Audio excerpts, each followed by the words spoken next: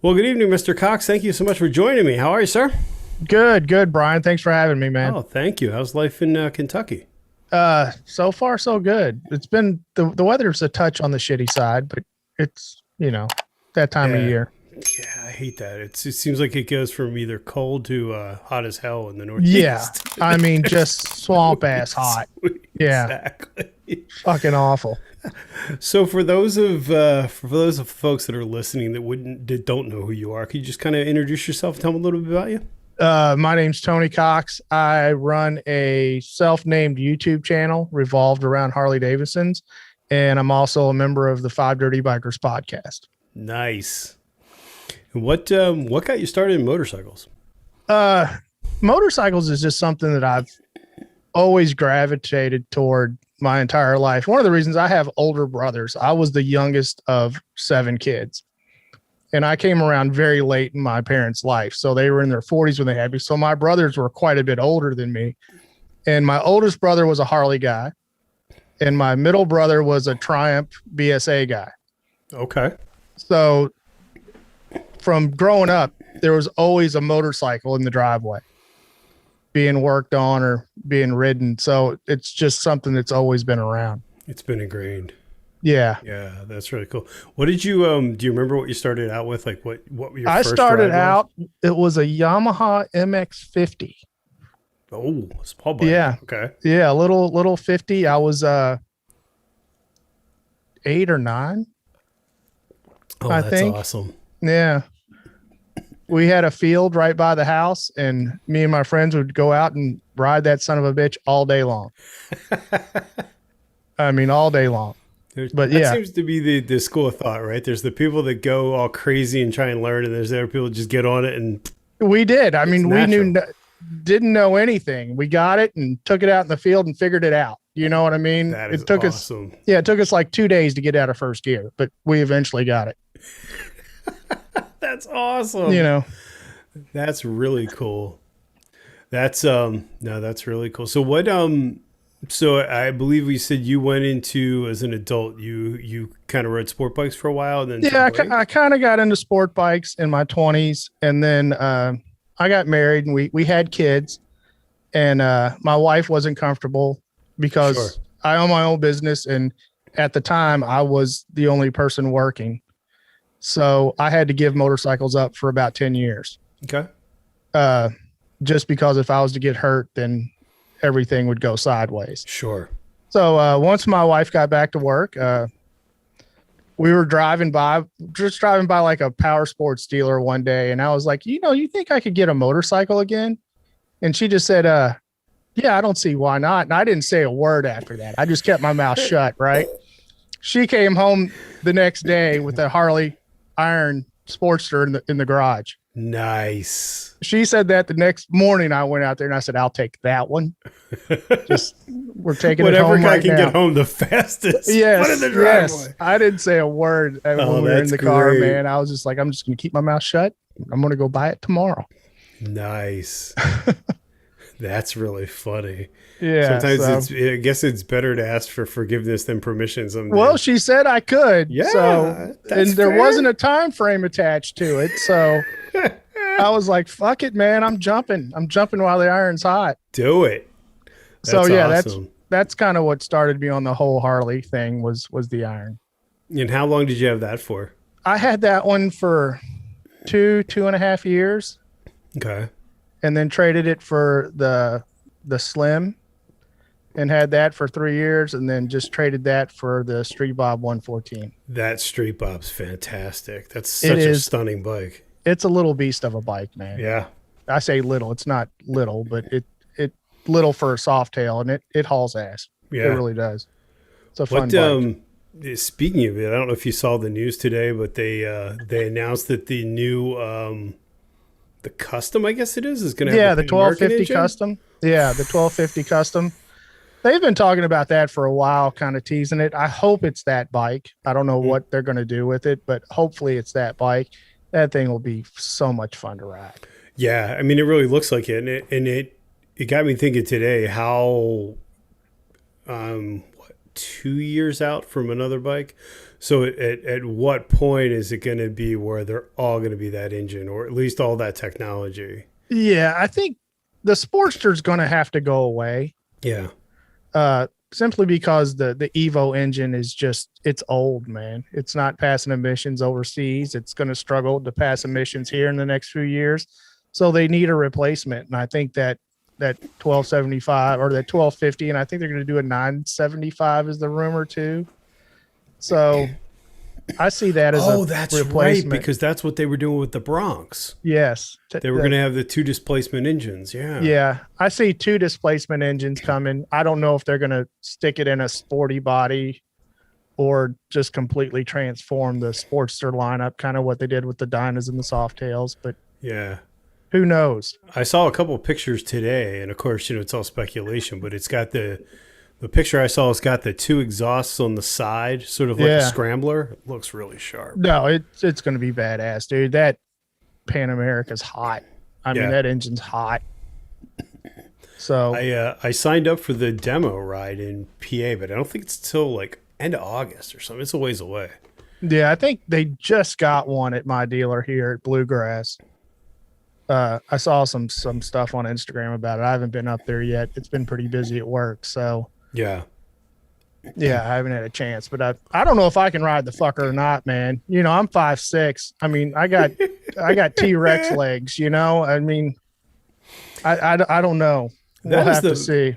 That is the most messed up thing about motorcycles is you and I could be the same height, but we can't fit on the same bike. No. Because I had the same problem. I have short legs for my size, so I have a longer torso. Yeah. So when I'm like, and I forget that. So you ask somebody that's 6'1", and they're like, "Oh, this is what you need," and you get it. And you're like, "This doesn't work. This doesn't work." No, I don't think I have any shins. I think it goes fucking right to the knee to the ankle. So you were robbed. Yeah, I was robbed, dude. I mean, I really was. That's funny.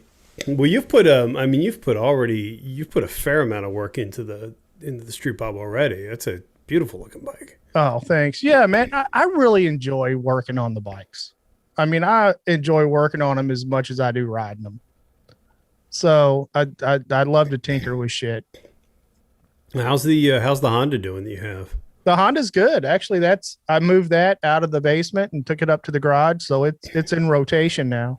Ooh, very nice. It's in the rotation. I'm still having a little trouble getting it tagged, so I'm kind of riding dirty, but okay, it's in rotation. You're an outlaw. It's all right. Yeah. What's the worst that could happen? It's a little hard when you got a 52-year-old bike and you're trying to get it tagged. It's a little bit of a hassle. Oh yeah, I never thought about that because you can't. Because there's no title for it at that point, I would assume. Or no, I had the title, and I mean, a big fucking ordeal with it. It was an archive title because the guy didn't pay taxes on it for years and years because it's just sat in the garage. So it's archived, and I've been going round and round with the Frankfurt at the Capitol trying to get this thing unarchived and how much tax is owed on it, and it's just been an ordeal. Oh, that's a nightmare. Yeah, but I was like, fuck, man. I mean, how much could it be? I mean, it can't be $100 worth of taxes. Yeah.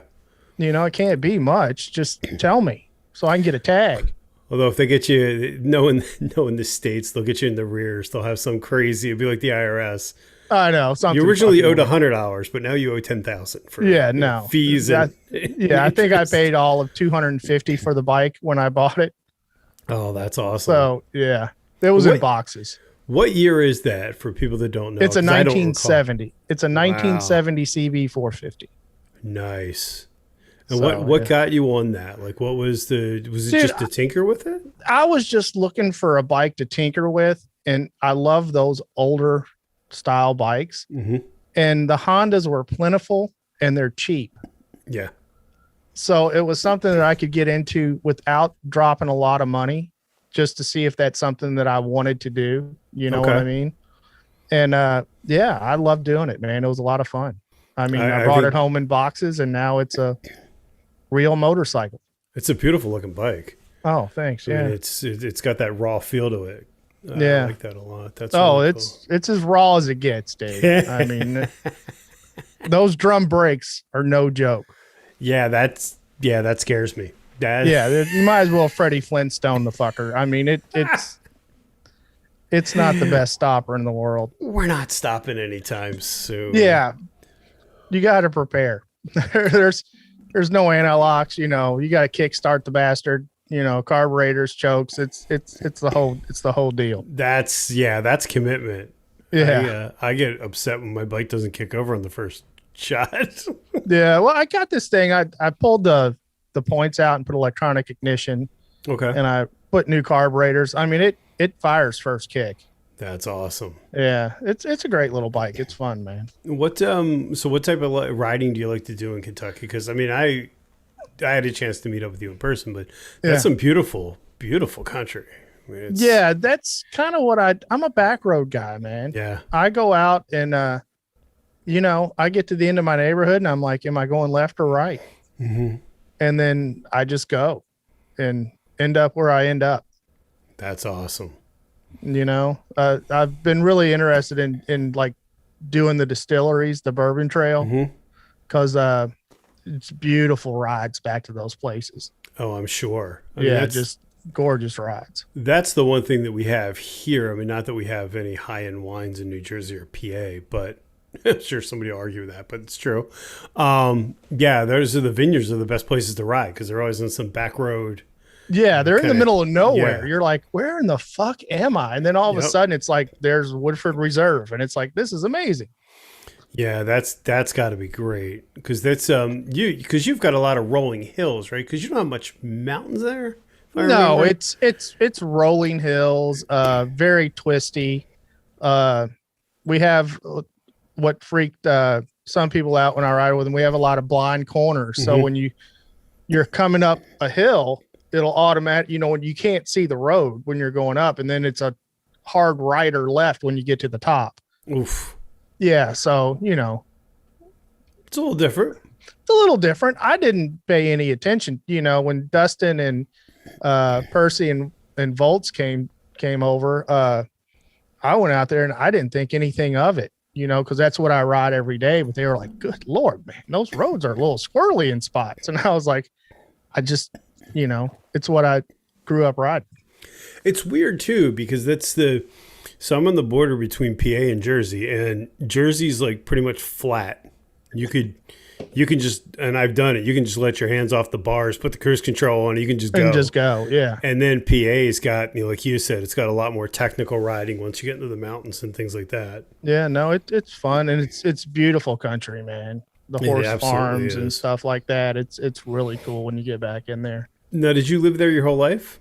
I'd lived here until I was 8, Okay. and then we moved to Fort Lauderdale, Florida, Okay. and I lived there until I was 21, and then we came back here. Couldn't take the gators. Good. Well, I don't know. My parents were like, we used to come up. We had a summer home here, so we came Okay. up here every summer, and I was about 20. Yeah, I was about 20, and they're like, we're going to move back. Do you want to go? And I was like, yeah, I'll go. And then I met my wife and been here ever since. That's awesome. Yeah. Yeah, that's a beautiful country. Now, have you been to, because when I think of Kentucky, I mean, you mentioned bourbon, but have you been to the Kentucky Derby, I assume, more than once? Oh, yeah, more than once, dude. And every time it's a clusterfuck. I'm not going to lie to you. I mean, I've gotten drunk and fallen in puddles and just it's a scene down there on Derby. It's got to be. I would assume it's like NASCAR Yeah. in the infield. It is. It's crazy for a horse race. I mean, Now, it's a is it- whole Go Okay. ahead. No, I was going to say it's a whole month-long ordeal Oh, wow. here. I mean, it starts in April. We have a whole month of festivities in April leading up to the Derby. Okay. So it's a big, I mean, the whole city's just crazy for like 6 weeks. Yeah, that's got to be a lot. Yeah, it's nuts for one horse race. And nobody remembers the horse race because everybody's too drunk. Everybody's drinking everybody's on Well, those I mean, mint juleps. You give me all that bourbon. I mean, I know, man. What's a man supposed to do? Yeah, you get on those mint juleps, and the next thing you know, there's a pink elephant on a unicycle out there. You're like, what the hell? Yeah. Thought this was a derby race. Yeah, What's going what the on? fuck's going on over here? Oh, that's hysterical. So where's the so where do you, I mean, you've touched on it, I guess, but you like to ride mostly like the around the distillery area, those kind of Yeah, areas, the back mostly roads? Frankfurt, Lexington area. We have the Daniel Boone National Forest, which is right past Lexington. There's an area there called Red River Gorge that is just stunning. Okay. Uh, I do that. I do a lot of river riding up to Cincinnati and back. You can follow the river up to Cincinnati, which is a nice ride. So yeah, just stuff like that. I think the back roads are the best. I mean, there's definitely that point when you've got to haul if you're going to do any sort of traveling, but the back roads are Yeah. absolutely the best. Oh, they are. And I mean, I've been in situations where we've been on the back roads for like 6 or 7 hours, and it's like, guys, I need to get home. Yeah. So jump on the expressway and you haul ass home for 3 hours, instead of taking the back roads. But Too, I mean, you don't have well, you have a fairing on your bike now, right? yeah. Yeah. Oh, fairings are a must. I was anti windshield forever, man. Forever. And then I got one and it was like, I get it. You know what I mean? I would argue, I would say you're fucking nuts about a windshield. And then as soon as I got one on my bike, I was like, yeah, I was wrong. I get it. I think without the windshield, you have to pretty much be committed to like 40 miles an hour. Yeah, Anything it'll above beat you to that. death, man. Yeah. Beat you to death It- out there. It's like anything, I think, too, is it looks really cool. But the look versus the reality of it. That's where I was, man. I was aesthetics. I was like, oh man, I don't want to put that on the bike, And then finally, I was like, fuck it, I'm putting it on, and I was like, I'll never ride without it. Yeah. Do you have Never ride lowers on without. yours too? Not lowers, but do you have the lower deflectors? No, Okay. I run the Road Warrior, the Memphis Shades Road that's right. Warrior. I just got a taller 15-inch shield that's vented, which is pretty amazing. I'm probably going to do a video on that. It's really nice shield. The vent's nice because it takes away the back pressure. It takes away the back pressure and it just deflects a little bit of wind just so your the vents in your helmet picks it up. Yeah. So you get a little more airflow in your helmet, which is key in the summer. And now, does that vent ratchet? So can you put it up?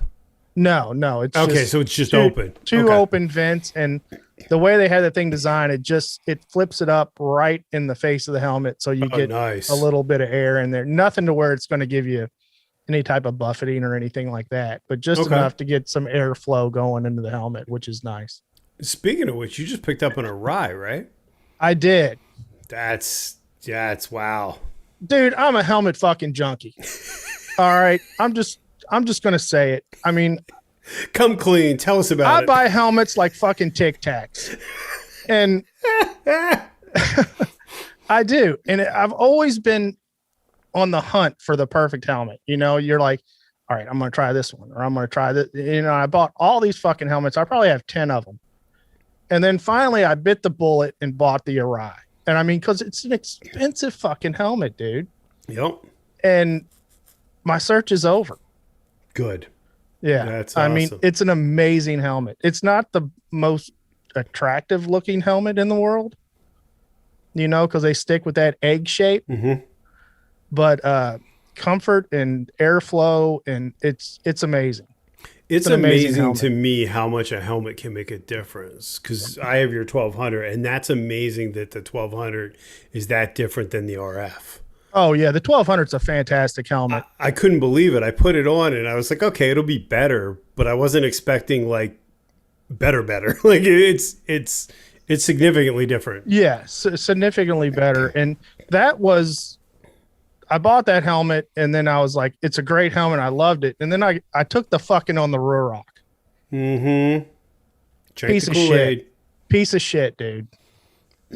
When I It's- first got it, I was like, oh man, this is nice. The Yeah. fifth lock is That awesome. thing's awesome.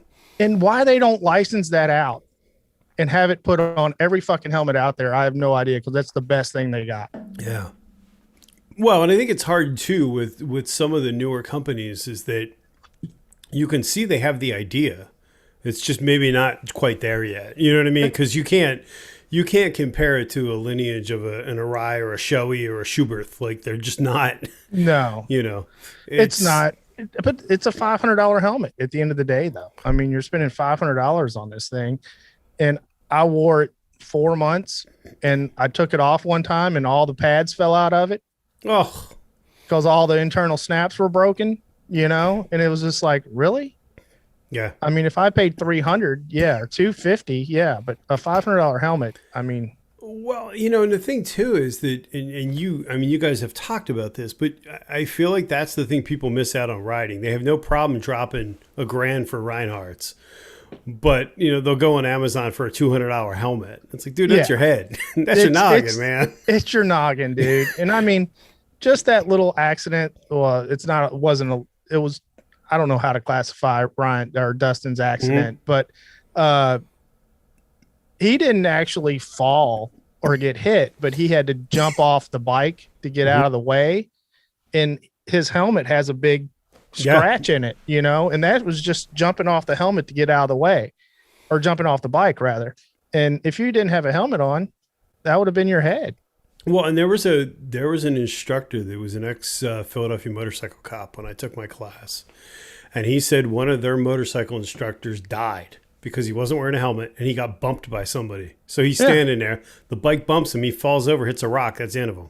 Yeah. And you don't think about it. No, it's your head, dude. It's no joke. We talked about it on the podcast. People argue, well, if you're doing 80 miles an hour and you fall, you're going to die anyway. And I mean, chances are, if you don't die, you're going to be pretty fucked up. Yeah. But I mean, most of the accidents happen at real slow speeds and just tip overs, and you hit your head, dude, you're done. Yeah. I mean, how many people do you know that just fell down the stairs and got jacked up? Yeah. No, let alone exactly. clock your head. Yeah. Yeah. No, absolutely. I mean, I'm a fan. I'm a fan of the helmets. I think that's, there's a lot to be said for that. And there's also a lot to be said for your comfort. I don't think that people realize what that wears on you. Yeah, no, it has to be a comfortable helmet. It has to fit right, and it has to be comfortable. If not, then it's just a nuisance. And that's probably why I went on that Tic Tac run, trying to find the perfect helmet. But I'm really happy with the Arai. I hope it should hold up. I don't see why it shouldn't. But it's a sharp looking helmet too. So it's a fantastic helmet. Very comfortable. Well, I mean, it's much like the seats, right? The seats are another rabbit hole. It's really hard to find the right seat. Dude, seats and handlebars are the two biggest fucking things. I mean, because you don't know until you know. Until it's on the bike and you're actually using it, you don't know if it's the right one or not. You're just rolling the dice.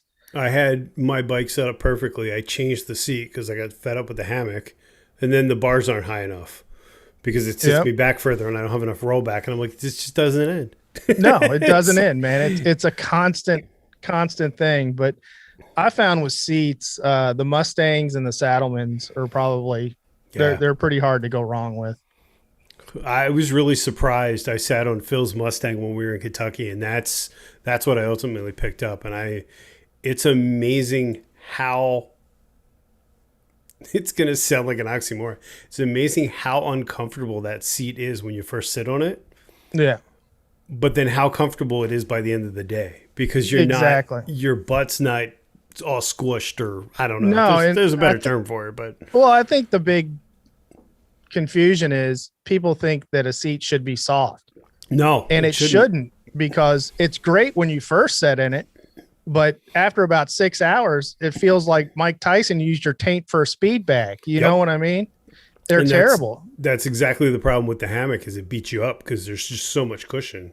Oh, yeah. I had that Harley Davidson, what was it? The Sundowner on the Sundowner. Mm-hmm. And I went up to MMM with it. And when I got back, I threw it in the garbage. It was terrible. I mean, it's terrible. I saw a meme the other day and it made me laugh. It's like, just if you think you're having a bad day, remember that there's somebody at Harley Davidson who holds job is to put on a windshield or a seat. Knowing damn well that in 20 minutes after you buy the bike, it's gone. Yeah, it's exactly. Ridiculous.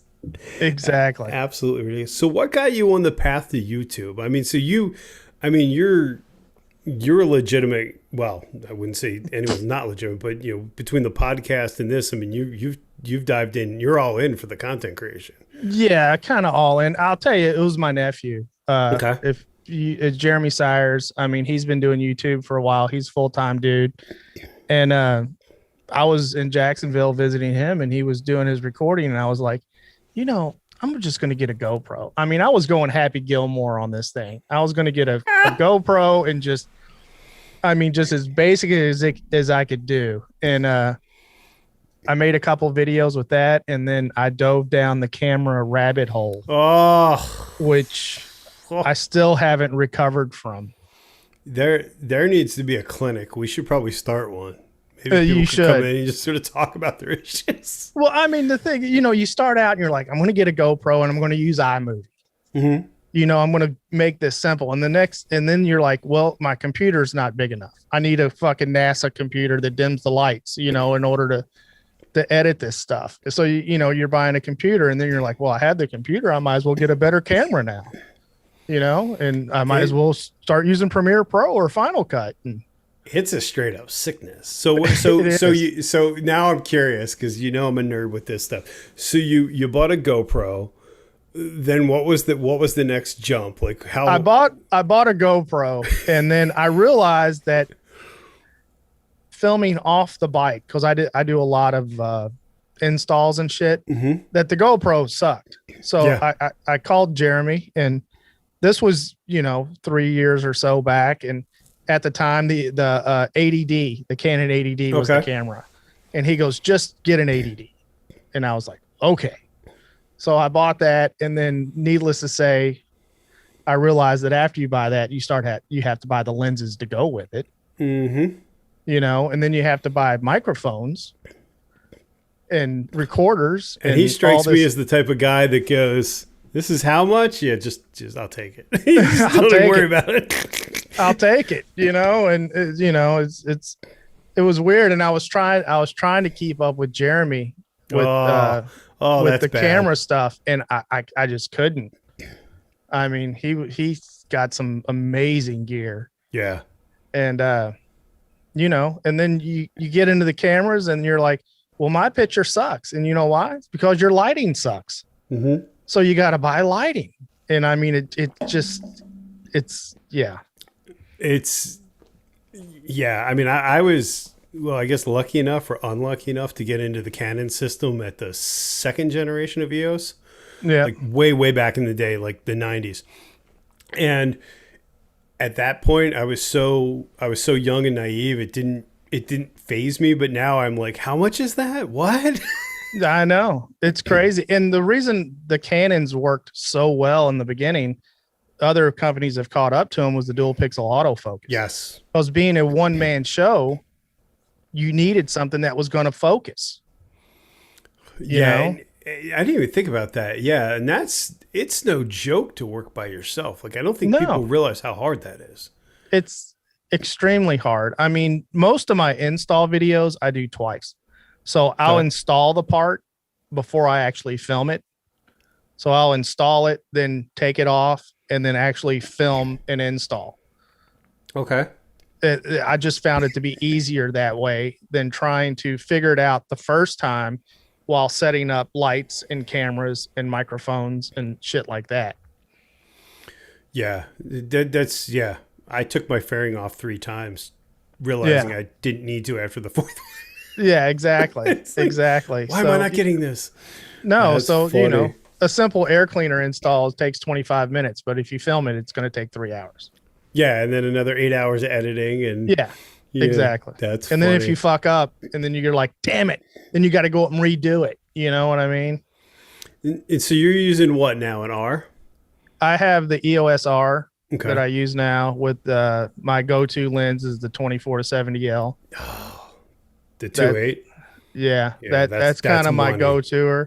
That one and the 100mm macro L. Oh, that's another. Yeah. Yeah, that's a great B-roll lens, man. I mean, it's so sharp. I was really surprised. Now, granted, you don't have the speed, but that 24 to 105, which is the sort of kit lens for the RP, That's a great lens too. that lens is a workhorse. Yeah. You know, you start buying other lenses and you just keep going back to that one because it just works. Yeah. And the primes are great too, man. Prime lenses are great. I just find it when you're filming stuff by yourself, a short zoom like the 24-70, it's just handy. Yeah. You know, you're not constantly swapping lenses out trying to find the right focal length and things like that. But I mean, it's a whole rabbit hole with the videos. You can make them as simple as you want or as complex as you want. So that's a tough one. Yeah, and we were talking about it earlier. It doesn't seem like, you know, like I picked up the 9 and you turn that on and it doesn't even look like the 8 or the 7s No. in my case. And you're like, what just happened? It's the same brand. It's the same brand, yeah, and it's a constant fight of, and I think there's a few channels on YouTube that I watch that's really elevated the video game. Mm-hmm. You know what I mean? To where really they're not even videos anymore. They're almost mini productions. Yeah. You know, and that takes a lot of time and a lot of effort to do that. Well, yeah, and that's where I think the struggle then becomes too, is that, I mean, you were putting out videos every week, if I remember, right? I was putting out videos every week, and then I got involved with the podcast. Mm-hmm. And honestly, the podcast has turned into something that we didn't expect. Mm-hmm. So it takes a lot of our time. Yeah. To be able to do that and to be able to record every week and, you know, release one every Monday like we do, and all the behind the scenes and stuff. It's a full-time job. Well, and for I think all of us. Yeah. it speaks to anybody that listens to your podcast. You can see the difference in engineering. I mean, the audio is come a long way from it. Wasn't that it was bad before, but you can see how it evolved. Yeah, it's sure. Audio is a constant struggle because a lot of people that listen to the podcast, they should know, but if they don't, we're all in different states. Mm-hmm. We're not in the same room. So we're doing this through Zoom or StreamYard or something like that. And to be able to get the audio dialed in it's a weekly struggle. Yeah, I mean, audio, I think, is its own rabbit hole. Like you can nail the video. I mean, there's so many like people that vlog, and it's like, oh, you need this mic, you need that mic. It's like, good luck.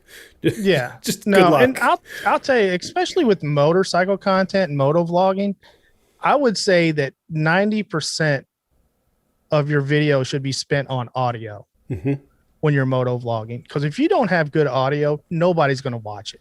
No, absolutely. Your video could look like shit, and if your audio is crisp, people are going to watch it.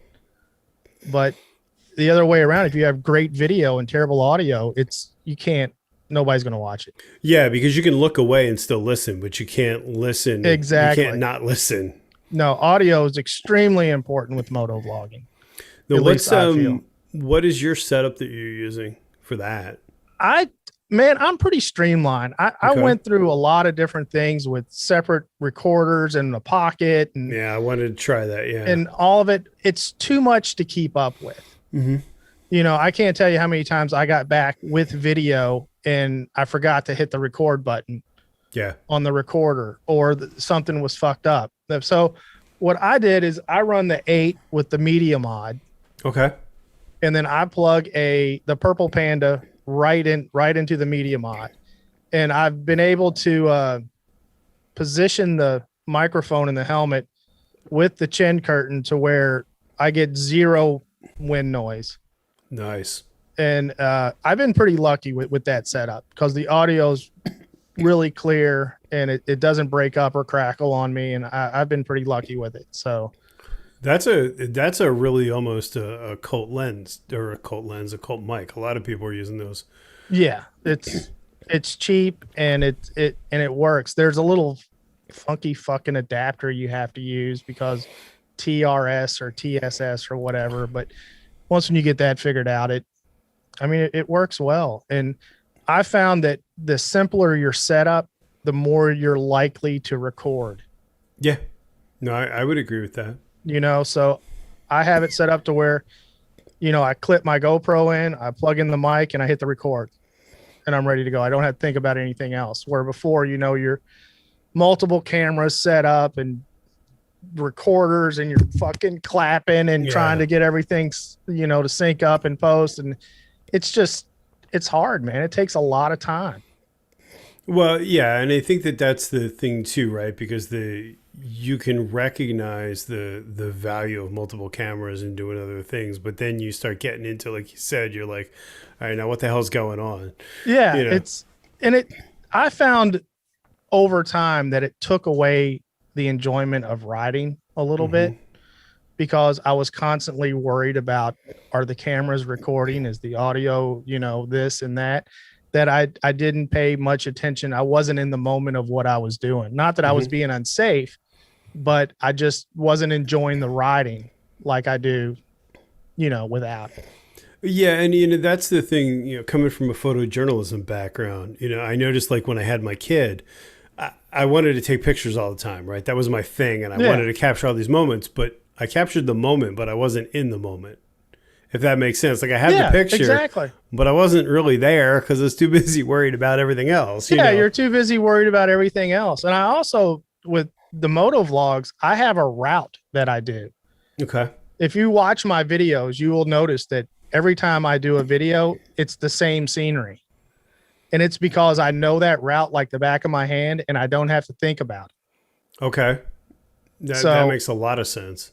so I'm not worried about what's coming around the bend or what's happening down the road. I know exactly where everything is. So that way it makes me feel safer doing it, because it can be distracting at times. Oh, 100%. And that's Yeah. and like you said though, and I think that that's a good point, is that everybody wants to capture everything, but then sometimes there's a lot to be like, it still happened if I didn't videotape it. It Yeah. really did. It still happened. It's still there. It's Yeah. just, No. do you need to publish it?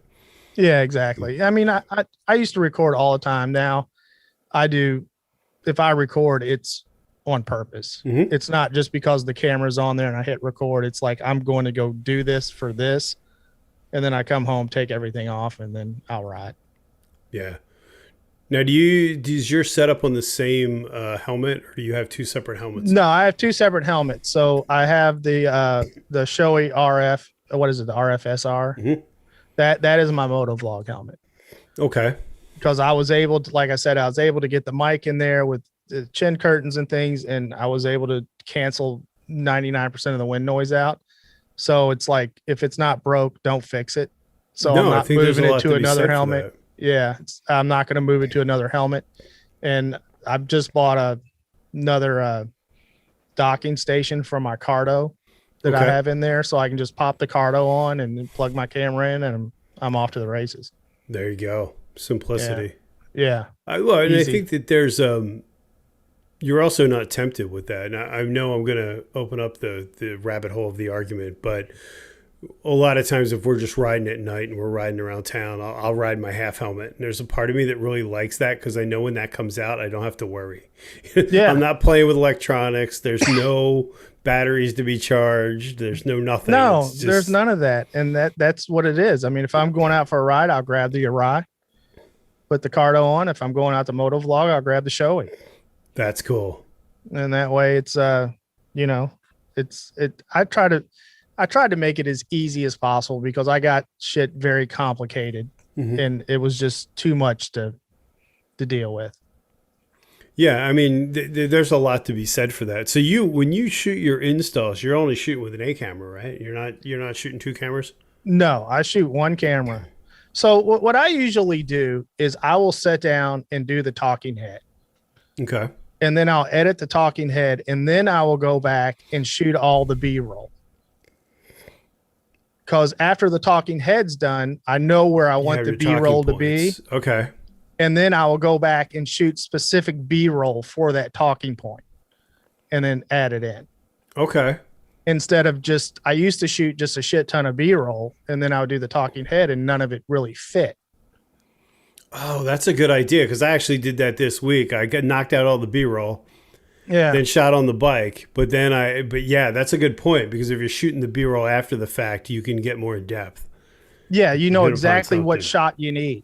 you're sitting there talking about it and you're like, oh, I can do this shot now. So I'll go out and I'll shoot it and then add it in instead of just Yeah. having 100 random clips of shit that you're trying to rifle through and make it fit into your video. No, that's a really good idea. Now, do you storyboard out your stuff? Because I know a lot of people say, "Oh, you have to storyboard it, and you I have to." really don't, man. Most of mine, like I said, is a lot of installs and some moto vlogs talking stuff, but I really don't storyboard. I kind of have an idea what I'm going to do, and sometimes it stays there, and sometimes it takes a hard left, and I do something completely different. I mean, it just depends. I always found out when I was trying to get a certain shot, I would get frustrated Mm-hmm. because I couldn't transfer what I was seeing on camera. Mm-hmm. So I was like, fuck doing that. I'm just going to shoot it and be happy with what it, cause when I tried to plan stuff out, it made me frustrated. Yeah. No, and I think sometimes your point too is that this is your hobby; it's not your job. And Yeah. you can go so in the weeds in something, and we've all done that. You do a video, and you're so happy you've put 35,000 hours into it, and it gets 5 views. And Yeah, the video that you exactly. just threw up with a selfie stick, kills. Dude. And I mean, I found that a lot. Like, for instance, like the Street Bob video when I bought it, I Mm-hmm. shot it on the GoPro outside on the helmet, walking around the bike. I mean, it was a horrible video. I put zero effort into it, and I think it's setting at 60,000 views. Yeah. And I put zero effort, and then I'll do something and put a tremendous amount of effort in it, and it doesn't do anything. It Yeah. just sits there. And sometimes I think too it's timing because when you did the Bob video that just came out, wasn't it? Because if I Yeah, it remember was correctly, hot. that paint was still wet on that bike. Yeah, the paint was still wet. It was the first one. They, as soon as it got off the truck, I went there the next day, and I was Oh, like, that's oh, awesome. I'll take that one. That's really cool. So what is oh, I just drew a blank. So if you were saying with filming with the GoPro and trying to do how it is hit or miss. Like what do you enjoy doing? Like if you had a choice between I'm going to film this or I'm going to film that, like what do you enjoy more? Is it the riding? Is it the installs? I like moto vlogging. I mean, I like the idea of it. I Mm-hmm. really do. I like it because it's simple and it's quick. Yeah. But finding talking, when you're riding and you're talking to yourself in the helmet, you got to get over that to begin with, because the first few months I was like, I feel like a complete douche. You Yeah. know what I mean? Your arms are waving around, you're at a light, you're talking to yourself. Once when you get over that, moto vlogging is fun. It's just, we talked about this, I think on the very first podcast we did, is does it need to evolve? Mm-hmm. I mean, does it need to turn into something a little bit different than what it is of just strapping a GoPro to your helmet and riding down the road? I think some of the travel stuff that I've seen where it's, it's talking, it's a destination, it's some experience, and then a ride some more is kind of interesting. Yeah, I think Adam Sandoval and $1 Million Bogan, all those guys do that stuff Mhm. really well. You Oh, know, yeah. You have to start to wonder, like, though, it's almost too good. You watch it and Yeah. you're just like, damn, the long way around wasn't shot that well. I know exactly. And I mean, that's the type of stuff I would like to be able to do. Mhm. But it's, you're going to get on the bike. Now you're packing an SL, some type of camera with multiple lenses, and you're packing a drone, and you got a whole kit that you have to haul around with you. And then once when you get to your destination, it's setting said kit up to get the shots. So, it's a commitment to pull stuff like that off. And it's actually a good segue for the next talking point about your meetup in September. There was a part of me that wanted to ride. There's the part of me that wants to drive because if I drive, I can take all my gear because I Yeah. can't do it on the bike. And I'm like, yeah, but then it starts to get back to there's this great video and I didn't enjoy it. It's funny that just because MMM, the original one that we did when we first started the podcast, I ended up towing my bike because I had a gas leak. Mm-hmm. and I couldn't get it fixed. So I towed it there and rode it with a gas leak, but I was able to bring everything camera wise. Didn't use it. Yeah. Never pulled it out. I had so much fun hanging out with everybody and just talking to people that I I got some footage, but not what I expected to do, you know? We did that 13-day trip, and I didn't have the M50 that long, and I bought the two GoPro 7s. M50 never once came out of the bag. Just No, sat there. Because it was no. like, the nice part that I did really like and I found to embrace is that I can take this out and it goes away that quick. There's Yeah. no, if I'm going Push to a pull out button. my gimbal, it's like a month of Sundays to try and set the damn thing up to Yeah, work. exactly. Same with the drone, because I've bought a few drones and it's like, bring the drone. I was like, yeah, it's great. And we get out there and there's software updates that'll Yeah. take 45 minutes. And then, Hmm. at 45, 50 minutes later, I'm in the air. And it's like, well, yeah, I got that 10-second shot. Only took an hour. And it's interesting too that sometimes, like we were talking about before, that there's a lot of people that you watch these videos that they have one camera and they have a 35 millimeter prime. That's all they shoot with. They shoot Yeah. it like they're shooting, professional videography, not professional videography, but like film. And that's, it's simple because you don't have to look for another lens. It's always there. Yeah. It's It's all you always got. there. It's, it's there. I ended up buying, what is it? Percy off of Percy's recommendation, the Fuji Hmm. X100. I don't know what's upstairs. I don't know. It's a little 35 millimeter fixed lens camera. I take it with me. I love it. It's little, it's quick and easy to use, and it takes fantastic pictures. And it does a real good job on video too, if you want to go video, but I usually just use it for pictures. But it's easy to take with me. It's real small, and I absolutely love it. It's a great camera. Yeah. I mean, there's definitely a lot to be said for simplicity for that stuff. Yeah. I've been doing that a lot, messing around just to challenge myself and using my 35 because it's like, why mess with the zoom? Let's just try it. Or the Yeah. And I nifty mean, 50, which is just stunning for what it is. exactly. And you can do everything with a fixed lens. You just have to move.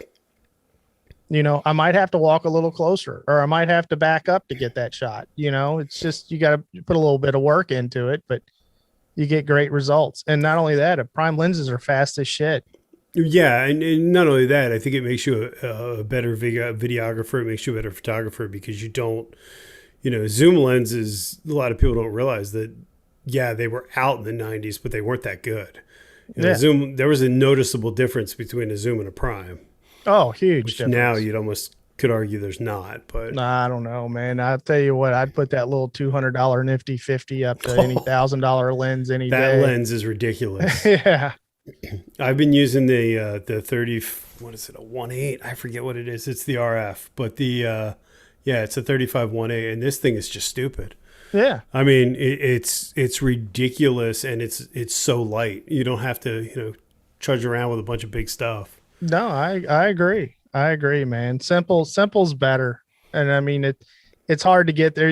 I think you have to do the full circle thing, Hmm. to where you start simple, then you get really fucking complicated and a lot of gear, and then you go right back to the simple again. I was using the GoPro with the reverse shot that everybody does, and one day I didn't have it with me, and I filmed it. I was like, wow, this is kind of fun. There's no, Yeah. I either have it or I don't. there's no there's Yeah. no playing around with something else or syncing it or you know. But Exactly. I mean, I try to keep just like this setup here. I come down here and I hit three buttons and I'm filming. that's awesome. It's set up. Lights are where they need to be. I hit a button to turn on the lights and I hit record on the camera, That's awesome. and I'm off to the races. Yeah, especially too because if you have multiple lights, you don't have to move them, or you can have one Yeah. that just stays where it's at. You're using apertures. Yeah. I use the aperture 120D from my main key. And then up here is an aperture LED Nice. uh, for the kicker light. And then I use those little aperture, fuck, I don't know what they're called. Yeah, the little boxes. The little, yeah, LED multicolor boxes. I can't remember the name. But you were the one that sent me the link? That spin-off that they did with the cheaper apertures. The Gordox, I believe. Is it Gordox? The I thought, Gordox makes one. I think Aperture released a yeah, cheaper light. it's a cheaper aperture, Yeah, but I think it might have a different. Regardless, would you know I ordered that thing 4 months ago? I still haven't got it. still haven't. Well, dude, that's with everything. I mean, Works I've like, what do you been want? I was like, I want the big one and the small one. Well, I'd rather have a sun that I have to downsize than, yeah. have a dim light. Still haven't arrived. It's So crazy. no, it's not. Well, just like this 120D that I have. I mean, I run it at 28%. Wow. I mean, I've never. The only time I've cranked it up is when I use that 100 millimeter macro. If I gotta, you know, Mm-hmm. turn the aperture up a little bit to get Sure. the focal plane a little bit bigger, then you got to pour a lot of light to it. But yeah, for just this, I think it's setting on like 26 or 27%. And what are you at? 2.8? No, I keep this one at 4 for Okay. recording. The 2.8, it seems to hunt Yeah. focus a little bit on me. Now, you mentioned, I know Jeremy got you at least into the YouTube side of it. Were you into photography before that? Not really, man. It No. was kind of a learning. I was in a huge learning curve, with that stuff, and I still am. I mean, I know enough to be dangerous. You know what I mean, where I can really fuck something up.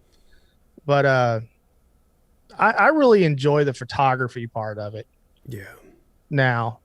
Before it was all video, but I really like the photography end of it now. The pictures. I love taking pictures. Yeah. It's that's awesome though, and especially too with the newer mirrorless, you have the best of both worlds. Yeah, It for does sure. everything. That's really cool. So we mentioned briefly the meetup. So tell everybody about the meetup. I'm excited. I'm looking forward to this. So the renamed, it used to be the Midwest Modal Meetup. Fuck, I can't talk. We renamed it to the Five Dirty Bikers Meetup because of the podcast, obviously. And this year it's going to be here in Louisville, Kentucky, September 3rd through the 5th. Let Nice. me check that. Let's fact check that before Yeah, people let me show up fact and they're check like, those "What the hell did dates, Tony man. tell me?" Yeah, let me fact check that. Yes, the 3rd through the 5th. So on Friday, we're doing a meet and greet at Bluegrass Harley Davidson from 2 to 5 Nice. for the people that are coming in. And then Sunday, we're actually holding an event down on the river from noon to 4. And then Sunday, we're doing a ride to Castle and Key Distillery and Woodford Reserve. And then we're Nice. wrapping up at a restaurant down on the river Sunday night for the send off. Very nice. Yeah. And there will be some more riding Friday and Saturday, but really not anything structured. Okay. Breakaway groups and stuff. Yeah. That's cool. Yeah. So what's the meet and greet going to involve? It's just kind of hanging out at the dealership, It's just kind of hanging out. We were punching trying to Ryan in figure the out. face or something. Yeah. We were just trying to figure out kind of a central spot to meet, kind of a hub. Okay. And Bluegrass was nice enough to give up their space. So like the ride on Sunday is going to start at Bluegrass. Okay. It's kind of going to be the central hub. So we thought from 2 to 5 on Friday, when most of the people will be rolling in, we'll all be hanging out. They're going to have, drinks and stuff there for us. And Oh, very nice. yeah, and we're just going to, say hey to everybody, and we'll have a sign up sheet for the ride Sunday. There are limited spots for that. So Okay. sign up soon. Okay. And basically the reason is just safety. Oh, absolutely. Safety's paramount. Yeah, we just want everybody to be safe because the routes we're taking it's going to be a single file. There's no stagger ride because the roads are narrow and they're twisty. And if you go off the side of the road in some places, you're in for a big ride. Yeah. And that's the thing too. I don't think people think that, the group rides are fun. Group rides are Yes. fun when you know the people. When it's a bunch of unknowns and various things, that's a little scary. Yeah, we little just dicey. want it to be safe. So I'm talking to Phil, our Kentucky, which is in our Discord, and he may do a second group, Okay. kind of more of a direct route, like expressway, state road type thing, if we have a lot of interest. Well, and that's true too because you have so many various bikes. You've got big tour bikes and small bikes, Yeah, and exactly. And one of our big things, like as we talked about earlier, some of the roads are a little technical. I mean, we're not going to be doing speed runs down them by any means. It's going to be slow and mellow, but uh, be honest with your riding skill. sure, There's nothing wrong with that, dude. If you come from like areas like Dustin in Illinois, where everything's straight in right hand corners, you're a fantastic rider there. But you get in the twisties and you don't know what to do. It's because you don't have any experience in that. And just yeah, be honest with it. no, that's fair. Yeah. I mean, it's not a competition of who can ride better. It's all about having fun and hanging out. No, and you've got some great people in the Discord too. So it's gonna be. I mean, there's some. There's a lot of people coming that I've seen, so that's great. Yeah, I hope so. Also, Jared Weems is going to be there. So The man, the myth, the the legend. man, him and Flip Nos coming, and they're going to have, What? they're going to have both of the David Mann bikes. Oh, that's gonna be awesome. Yeah, they're coming back. It just so happens they'll be coming back from Born Free.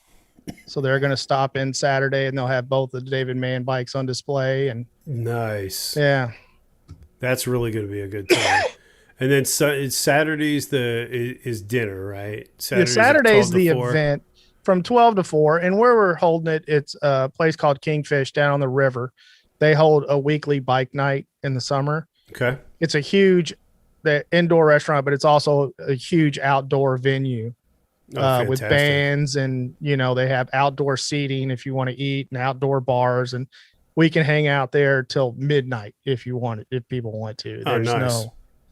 no, we just put a time frame on it, so it would be there, but people are more than welcome to hang out there, and especially if you're staying across the street, Yeah. and if you want to do some power drinking, Just walk on over. you can walk on over. That's awesome.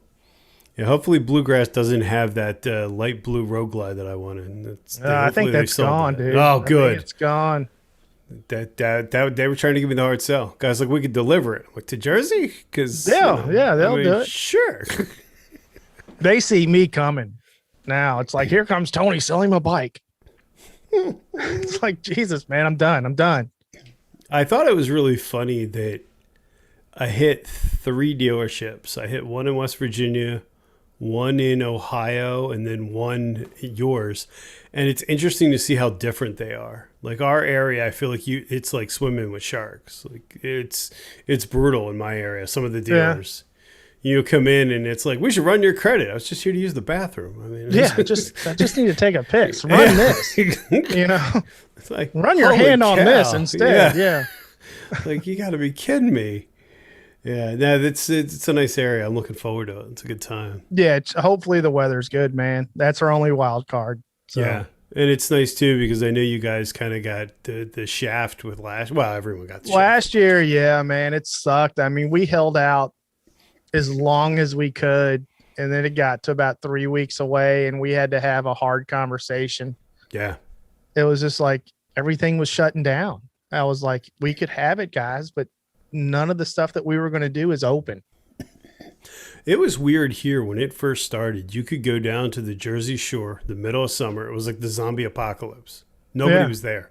It was awesome, but to your point, nothing was open. You couldn't find a Nothing bathroom. was You couldn't open. find anything to eat. No. It was great, but there's nothing there. Yeah. I mean, we were so adamant on having it, man. I mean, it really came down to like the last 3 weeks, I think, to where Yeah. finally we were like, we have to do the right thing here and cancel. Yeah, it's a tough call. I mean, if anything, I think it's built more anticipation for this year.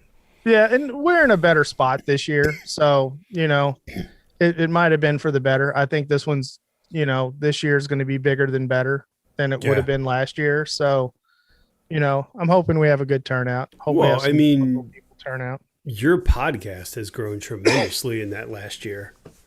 I mean, Yeah, man. it's awesome to see the growth. We're still in, I think we're still in denial. You know what I mean? It's like, really? People want to listen to this, because we didn't have really any expectations for it whatsoever. Because basically, it's 5 of us on there bullshitting. Mm-hmm. It's So we really didn't have any expectations, but people seem to like it. So Well, you guys have solid chemistry. I mean, you've had some really big names on there too. I mean, it's no joke.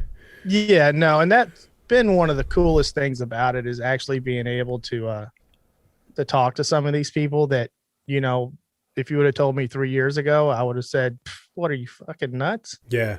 You know what I mean? And to sit down and talk to some of these people has been really cool, and dealing with, you know, a lot of these companies too, dealing with the owners and their marketing people. It's like, I would have never dreamed 3 years ago that I would have a direct line to Memphis Shades and S&S and all these other people. It's just like, it's crazy. Well, and I think it's interesting how that market's changed, right? I mean, nobody needs a marketing team if they have you on board. You don't, you know what I mean? As far as Yeah, production level stuff, it's just it's not. nuts. And you know, it's a fine line too, because we had a discussion within the podcast, and we were like, we're not going to add the podcast up. I mean, we're not going to do it.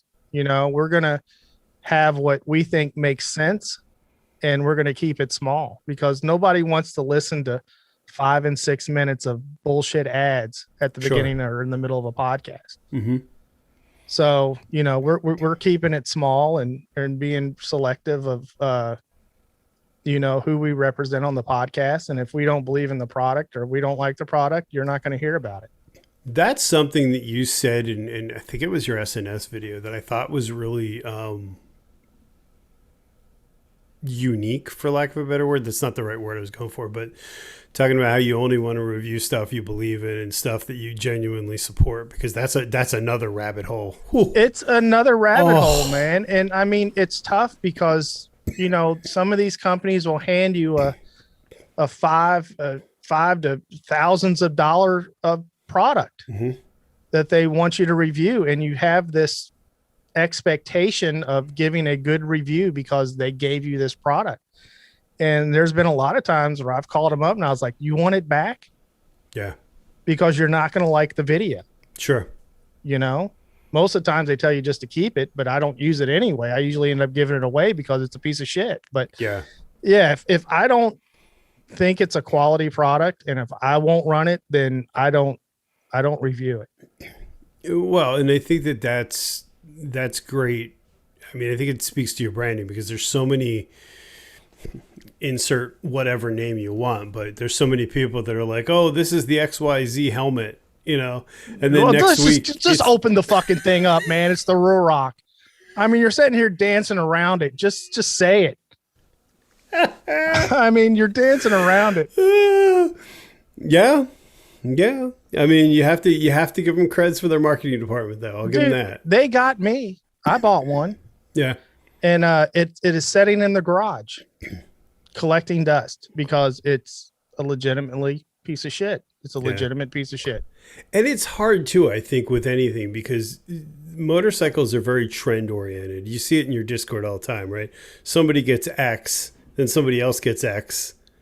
And then, you know, everybody else has it because everybody else bought it. You know, it doesn't end. Yeah, man. I mean, it really is influencer. I mean, there's no other way around it. And I mean, just like the great glove debate. You're an Indy Ridge man. Yeah. I'm an Odin guy, you know, and it's like, who, you know, what glove's better? They're both great gloves. Yeah. At the end of the day, it's what works for you. Exactly. And I think that's what people miss.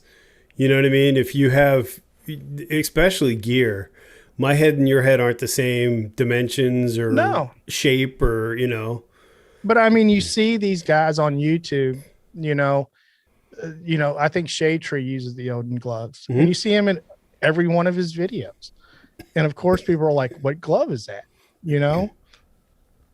So, I always joke that the money is for return on investment is anything that can go on your bars, the gloves, and your windshield. And you can because you can't escape it. No, you can't. You see way. it in every video, man. You see it in every video, and people are always, you know, well, I want that windshield. You know, how many times have you done that? Well, that's cool. What exactly is that?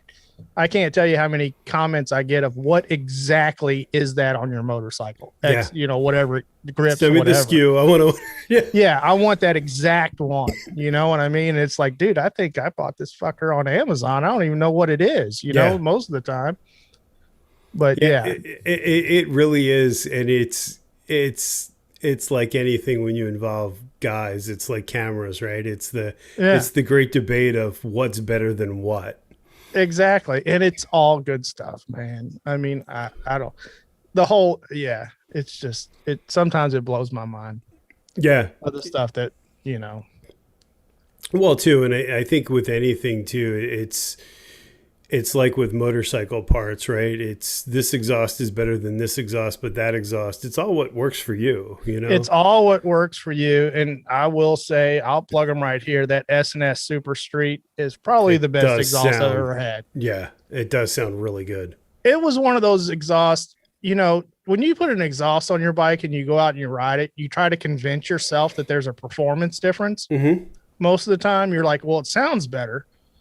And it's like, yeah, maybe, maybe it's running better. That S&S Super Street, as soon as I rounded the corner, I was like, holy shit, Yeah. this thing, it doesn't sound as good as some of the other ones. I mean, it sounds great, but Vance and Hines probably has the market on tone, but the performance of this thing is unbelievable. I mean, just really impressive. Yeah. And it's again, it's what you, Yeah, I don't think anything's, well, it's like with seats and we were talking about earlier. It's only expensive if you have to buy it twice. If you, dude. there's nothing better than taking off a 600-hour seat and going, well, that was a mistake. I have a Saddleman sitting up there and hanging on a hook Mm-hmm. that I bought when I first got the bike, when I first got the Street Bob, and no, didn't work out. Yeah. Had to rebuy the step up, go back to the step up. And like you said too, with a lot of that, there's no way to try it. That's where I think Harley gets you, right? Because you can try the seat, and the seat feels better when you try it. Yeah, it is better. It's just not better than X. Yeah, I know. And most of the motorcycle stuff, unless you get it from Harley, 90% of the stuff you buy is online. Yeah. You never see it. You never get to lay a hand on it. So you're going off of people's opinions and pictures. Yeah. And that's such a tough. distorted market. You go and you read some of these Amazon reviews and Oh, did you really buy this, or is this just your marketing team reviewing your product? How have you gotten caught up in the whole review thing when you go to Amazon, to where I'll be buying something as stupid as, a fucking lighter for my grill, and I'm making it an hour-long ordeal because I'm reading the reviews. Yep. And it's like, just buy the fucking lighter, man. It doesn't matter. It's $10. I was looking at GoPro batteries the other day, and they're like, "Oh, but this has more amp hours, and this one's this one, and this one has this." And you're like, "I don't know. Would I have known any different? No, Probably not." It's like, just buy the damn battery. It'll be fine. You know what I mean? It's sometimes I catch myself doing that. And I'm like, what the hell am I doing? I'm researching charcoal. Yeah. It's like, no, just buy a bag of Kingsford at the grocery store, for God's sakes. I was doing that. We bought a new TV, and the guy's like, "Well, you need this cable." I'm like, "Why?" And he's like, "Well, it's this and it's that." And you go start online, and 8 days went by, and you still don't have the HDMI cable you wanted. And you're like, "This is just stupid." It's I think Amazon ruined it all for everybody. It's just it's too complicated to buy shit now. Well, too, and you can back to like Discord, you can talk yourself into or out of anything. Oh, right? yeah, easy. It's like motorcycles. There's this giant debate of what's really better, and is any of it? I don't know. Dude, let me tell you, they all do the same thing. Yeah. We've talked about it on the podcast. I was like, you can spend $50,000 on a motorcycle or $1,000, and it does exactly the same thing. Yeah, you're returning your investments better on the cheap one. Yeah, I mean, they all do the same thing. It boils down to what you like and how you like to ride. Yeah. You got to keep your stuff tight, though. I keep my shit tight, dude. It's no joke. Mine wasn't very tight when you were here. I was a little embarrassed because it wasn't very tight. But no, I do. I have a routine, man. I go for a ride. On the way home, there's a gas station. I fill up the tank. That's awesome. I pull in the garage and I clean the bike.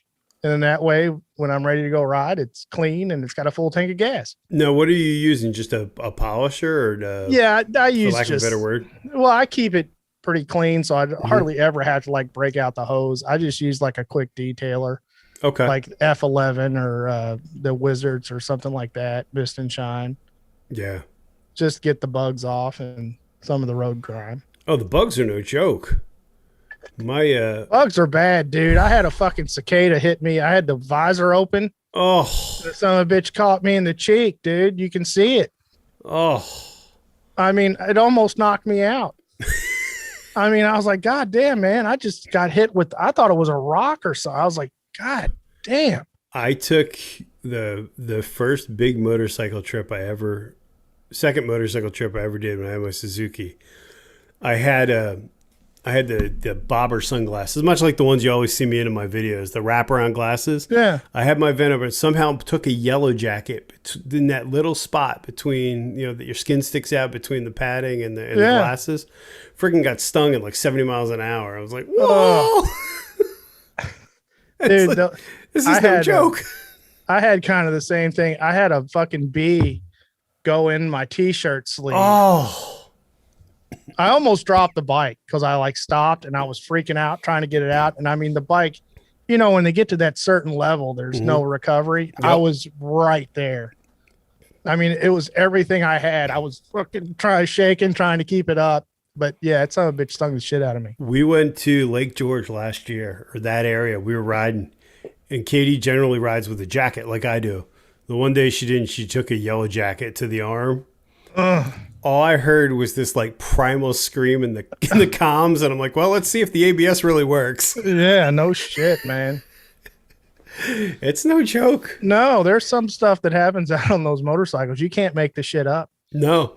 And if you told people that, they're like, no, no, come on. Like, yeah, That it'll didn't happen to you. happen. Yeah, it's gonna happen. It's like people that go on about dropping their bike. It's gonna happen. It's just Dude, inevitable. it's people always ask me, they're like, yeah, I was like, it's not a question of if, it's when. Yeah. It's gonna happen. You know, Granted, none of us want it to happen, but I mean, it's gonna happen. Yeah, and I mean, at the end of the day, like you said, it's not an experience thing. Sometimes it's just you just have It's that one just, moments of dude, lapse it's and it's done. as simple as pulling in the driveway and getting sidetracked on doing your helmet and forget to put the kickstand down. Yep. I mean, it's shit like that. It could be something just completely error, We user error. yeah, I grabbed the bike at a hotel and I went to pull out and I didn't let the bike warm up. And as soon as the clutch fully engaged or unengaged, whatever you want to call it, stalled it, dropped it. That was the end of it. Yeah. Like, well, that I mean, sucks. it happens, man. I mean, it's like I said, you can't make that shit up. No. It's going to happen sooner or later. Well, Tony, I really appreciate your time today Oh, and no coming problem, on, man. dude. It was great to sit and talk to you in Louisville. It's the nice thing I think about the motorcycle community. I was thinking about that on the ride home. It's really cool that when you become part of that community, there's almost anywhere you can go and find people that It is. And, to hang out with. on a little tangent, that's one of the best things I found out about YouTube is the Hmm. community. It's not how good your channel is or how big your channel is or whatnot, but if you get plugged into a community of people, it's a game changer. Yeah. It really is. Uh, our Five Dirty Biker Discord is amazing. I mean, I still have to pinch myself sometimes over it. It's like, really? But no, the community is the best part of YouTube as far as I'm concerned. Well, and it's nice too because how many times, I mean, I've asked you hundreds of times, but you get somebody and they're like, so I got this and I'm getting this weird problem. You know what I mean? And Yeah. someone's like, oh, I got you. You know what I mean? Yeah. Oh, it's this or it's that. Yeah, I've had that problem too. Here you go. And But then yeah, you can, no. I think that separates too a lot of the, I'll just say it, the real YouTubers and the people that are doing it for an ego trip, right? Because at the end of the day, none of us learned it. We figured it out by somebody else. You know what I Yeah, mean? We exactly. didn't just come up with it on our own, generally speaking. No, Um, we're all doing the same thing out there, and it's about the people that you're able to meet. I was able last weekend. I went up to Bluegrass, and Toby Northern was up mhm. there, and Mustache, or what? Yeah. I never get his name right, but I was able to hang out with them, man. It's really cool to be able to meet to meet people like that. Yeah, and it's neat too because there's not. I think it's that bond that it's like, oh, you ride, I ride, so we have that in Yeah, common. yeah, The rest we can exactly. figure out. You know. It's very weird how easy the conversations are because you do have so much in common, Hmm. and you have so much to talk about right out of the hole. You're not searching for shit to talk about. Yeah, it really does. It really is the uniter. You know, it Yeah, doesn't matter for about the sure. brand if you're on two wheels. Yeah, no, It's unique. two wheels for I said sure. two wheels, not three. Three we don't wave to. Do not wave No, it's at a fucking, uncomfortable. what is it? The slingshot. The It's not a slingshot, the motorcycle. Can-Am, yeah, it's Yeah. Now they can't. If it has a seatbelt and a fucking steering wheel, it's not a motorcycle. yeah. Now it's funny in Jersey, you see people riding those with helmets on, and I kind of get it, but at the same time, it looks ridiculous. And It's then like, you probably ride a motorcycle without a helmet. yeah, exactly. Yeah. You know, it's the people that tell you that they always wear their seatbelt, but then they got on their bike with no helmet on. You're like, I saw a dude on the expressway the other day on a fucking, I think it was a 20 street bob with shorts, a t-shirt, flip flops, and no helmet. yep. I mean, doing 90. I was like, God damn, man, you're a I brave mean, guy. I get nervous when I'm not wearing my jacket some days. No, You I'm know, I get terrible, nervous in dude. sneakers. I'm a helmet man, and that's about as far as I go. Now That's I do fair. wear jeans. I wear jeans, and I just bought a pair of actual like motorcycle shoes. Okay. Those they look like Vans, but they're actually designed for motorcycles. So that was a big step for me.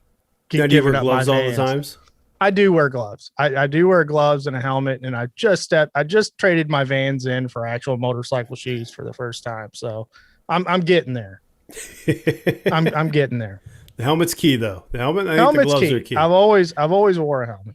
Yeah. I it's just yeah, kind of like I, a seatbelt. I get freaked out with the people that wear the half finger gloves. I know people do it, but it freaks me out because I'm always afraid I'm going to like scrape my fingers out. Did you know I started out with those? Yeah, everybody did. I mean, like I said, as time goes on, I don't know if it's I'm getting older and I'm nervous, but as time goes on, the little piece of safety keeps coming in. Yep. So maybe I'll move up to Kevlar jeans here soon. I'm not sure. I just don't want to be hot. Yeah, yeah, that's a bold step. Yeah, I just That's don't want to be hot. That's my well, that and that's their my $300 biggest. pair of jeans. They are, and I almost bought one of those climb induction jackets the other Hmm. day. Mike bought one, so I'm gonna let him be the guinea pig. But it was like $300, and I was like, I don't know if I'm gonna wear it.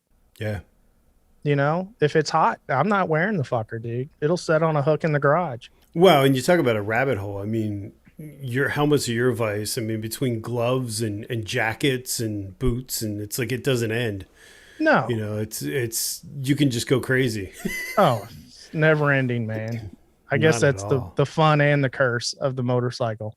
Yeah, there's never an ultimate goal because it just No, keeps going. you're never satisfied. Nope. Because the You're minute always you get the bike the discontent. way you want it, they come out with something else. They come out with something else, or you're like, oh, I think I'm going to change the whole looks of this thing now. Yeah, You know, that's awesome. Well, Tony, thank you so much. So what? So the meetup is September 3rd 3rd to through 5th. 5th in Okay. Louisville, Kentucky. You can go to 5dirtybikers.com, hit the meetup tab, and all the stuff will be there. I think there's some hotel recommendations on there. Okay. And if you have any questions, just shoot us an email and we'll Awesome. Yep, I'll answer be it there. up. I'm looking forward to it. And then you have your Tony Cox YouTube channel as well, so that's awesome. That is there. Got anything big on the works coming up on that? I do. I've had. Don't use the slider anymore. I can't emotionally take that pivoting slider. Well, the slider is coming into play. I've been Damn it. lucky to partner up with some really cool companies, man. Nice. And one of them's been this Original Garage Moto from Canada. Oh yeah. They just sent over a crash bar, Ooh. and dude, I mean the quality of their stuff is. I mean, I don't know. I mean, I don't even. When I do the video, I'm gonna sound like a huge fanboy because their Yeah. shit's just that good. But no, I got a lot of videos that I need to get out that I filmed that I just haven't had time to do yet. But there's a lot coming out on that, some SNS stuff and the Cool. original garage, and yeah, there's quite a bit of stuff That coming. that slider shot for that SNS is just phew, Yeah, that that was was one of those money in the rabbit holes, bank. dude. I mean, I got the Oh, damn thing and I've used it like 4 times, but every time I use it, it's like, damn, that's nice. because that the head rotates on that too, right? You can track with Yeah. that. Yeah. So it slides and it rotates. Oh, So all I right. can We're flagging you. You're done. We're not talking about yeah. this anymore. Tony, Yeah. thank you so much. Oh, you're And welcome, dude. folks, make sure you Anytime. check out the 530 Bikers, and please join us at the meetup. We'll see you then. Thanks, We will everyone. be there. See ya. All right.